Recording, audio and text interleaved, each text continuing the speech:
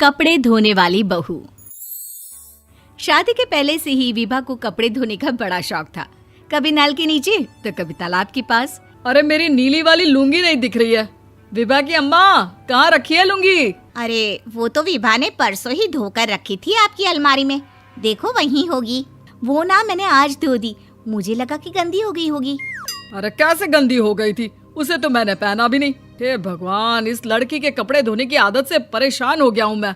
जितना तो घर में राशन नहीं आता, उससे कहीं ज्यादा डिटर्जेंट पाउडर का खर्चा है। इसकी शादी करवा दो, शादी जाए अपने घर में ही करे काम, फिर चाहे घर के कपड़े धोने हो या पूरे गांव के। हाँ ठीक बोल रही हूँ, देखता हूँ मैं कोई लड़का। वो दिन भी आ जाता है जब विभा को देखने लड़के वाले आ जाते हैं। लड़की मुझे अच्छी लगी। होने वाली सास कहती है, बेटी अगर कुछ पूछना है तो पूछ लो। वैसे तो हमारी लड़की बहुत ही शर्मीली है, जो बोल दो वो मान लेती है, इसे क्या पूछना होगा। अरे कैसी बात कर रही हो माँ, मुझे इन लोगों के घर रहना है, सवाल तो कई है। हाँ हाँ बेटा, पूछ लो ना, क्या पूछना है। आप लोगों के घर कपड़े कौन धोता है? सास का मुंह बन जाता है। देखो, अगर तुम ये कहना चाहती हो कि तुम्हें कपड़े धोने नहीं आते तो सुन लो, कपड़े मैं ही धोती हूँ, लेकिन तुम्हारे आ जाने के बाद मैं रुमाल तक नहीं धोऊंगी। अरे चुप रहना भाग्यवान, बहू बेचारी घर आई नहीं, उसे डराना शुरू कर दिया। वो क्या है ना बिटिया, अभी तक तो ये कल्लू की माँ ही धोती थी, लेकिन अब तुम्हारे पापा तो दहेज में वॉशिंग मशीन देंगे ही।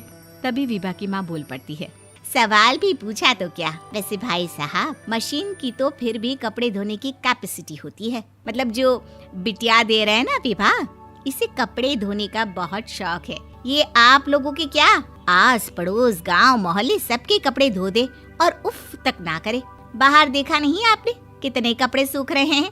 सब हमारी बिटिया ने ही तो धोए हैं। बस भी करो ना माँ, शर्म आ रही इतनी तारीफ सुनकर।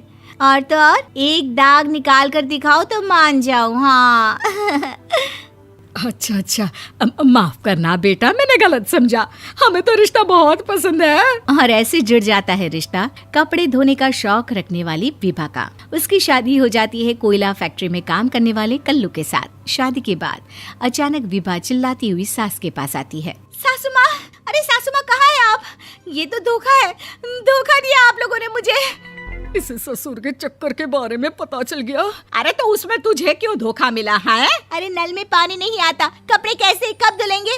अच्छा, तू पानी नहीं आ रहा उसकी बात कर रही है। तो आपने क्या सोचा? कुछ नहीं। अच्छा, तेरी माँ ने कहा था कि कपड़े धोने का शौक है तुझे, याद आया मुझे। शौक बोलकर कपड़े धोने वाले मेरे जुनून को कम ना आके सासू माँ, कपड़ा धोना मेरा गुरूर है। तभी पति भी वहाँ आ जाता है। अभी मैंने इसे सनी देओल की फिल्म दिखाई है, उसी के डायलॉग मार रही है माँ। अच्छा सुन, साफ साफ बता रही हूँ, पानी सुबह 4 से 6 और शाम को 10 से 12 आता है, समझी? विभा टाइमिंग सुनकर हैरान हो जाती है। ये क्या भूतों का मोहल्ला है? सुबह 4 बजे उठकर कौन कपड़े धोता है? 4 बजे टंकी में पानी जाता है, फिर सारा दिन धोना ना, किसने मना किया? अरे कैसी बात कर रही हैं? 200 लीटर की टंकी में कितने कपड़े धो लूंगी मैं? सुबह ही उठ जाऊंगी मैं। अब क्या था, विभा सुबह 4 से लेकर रात के 12 बजे तक कपड़े ही धोती रहती। एक रोज सास पड़ोस से निकलकर कहीं जा रही होती है कि साथ वाली कहती है, हाँ कल्लू की माँ, जरा ये बताओ कि 2 साड़ी है, 2 ब्लाउज और एक पेटीकोट और एक नाड़े वाला लंबा कच्छा। हाँ तो? अरे तो क्या, कितना लोगी धुलाई ये बताओ। धोबन दिख रहे हैं हम क्या?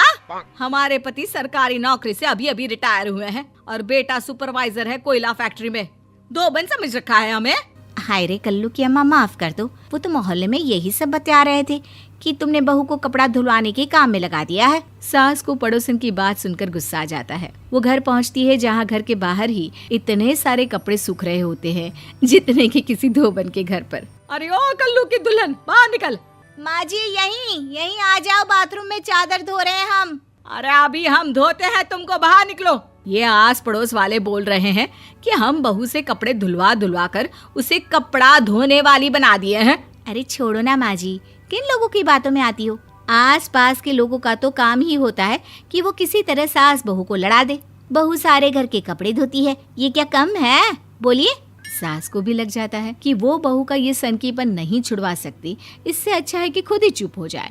एक रोज सास और बहू मंदिर जाते हैं, जहाँ सास की साड़ी वहाँ खड़ी भीख मांगने वाली से मिलती है। माँ जी क्या बात है, आपकी साड़ी उस भिखारन से कितनी मिल रही है ना? हाँ हाँ, देखो तो दोनों की साड़ी मिल रही है। क्या बात है कल्लू की अम्मा, तुम खुद को तो अफसर की बीवी बताती हो और ऐसी सिंपल सी प्लेन साड़ी पहनकर घूमती हो। सिंपल और प्लेन नहीं है ये साड़ी। तो क्या सोने के धागे से फूल बने हैं?